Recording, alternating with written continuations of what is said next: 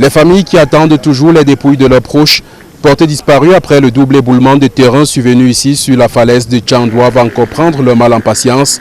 Les fouilles en ce 7e jour de recherche ont été complexifiées par les fortes pluies tombées dans la localité la veille. Donc ça a arraché depuis la racine, ça.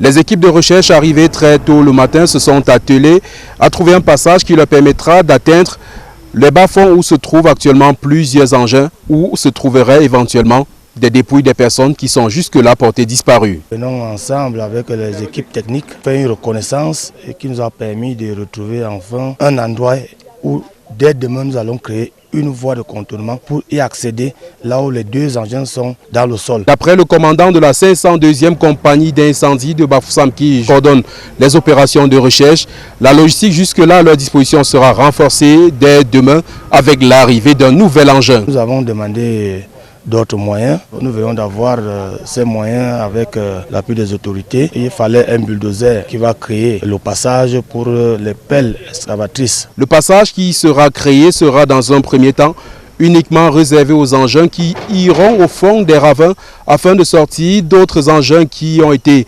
propulsés après ce double éboulement de terrain. Ce n'est pas un passage qui sert à la traversée des usagers. Pour le moment, aucun usager ne peut passer sur cette zone rouge. La voie d'accès qui sera créée demain est uniquement sur la route qui va sur Sangchou, qui accède là où se trouvent les deux engins qui sont accidentés. Également là-bas, nous pourrons trouver d'autres victimes. Une équipe d'experts de l'université de Tchang était également sur le terrain sous la coordination du recteur, le professeur Roger Tsafagnan Fosso. Il faut qu'une équipe descende sur le terrain, qu'il évalue l'épaisseur du massif de manteau d'altération et propose soit dégager le matériau déposé pour libérer la route ou bien exploser toute la colline pour dégager tout l'environnement et continuer à suivre. Parce que ce qui est su par rapport à tout ce qui est passé, la route n'a aucun problème. Il n'y a aucune difficulté sur la chaussée. Donc si on résout le problème de le manteau d'altération qui est en place, on va reprendre la circulation aussi facilement que ce soit. Le patron de l'université de Tchang a annoncé la mise sur pied d'une équipe pluridisciplinaire qui va travailler à proposer des solutions aux catastrophes enregistrées ici sur la falaise de Tchang.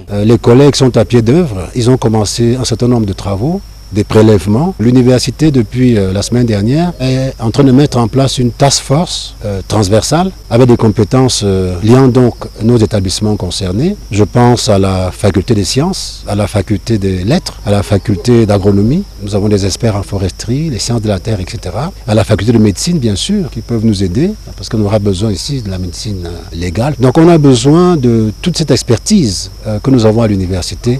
En attendant la reprise des recherches dès demain, le bilan affiche pour l'heure 12 morts et au moins 11 personnes englouties. Il s'agit des personnes dont la disparition a été signalée par des familles auprès des autorités. Depuis le site de la catastrophe de la falaise de Tchang, nous sommes Robert Kenyé et Vivien Tonfak pour Equinox Télévision.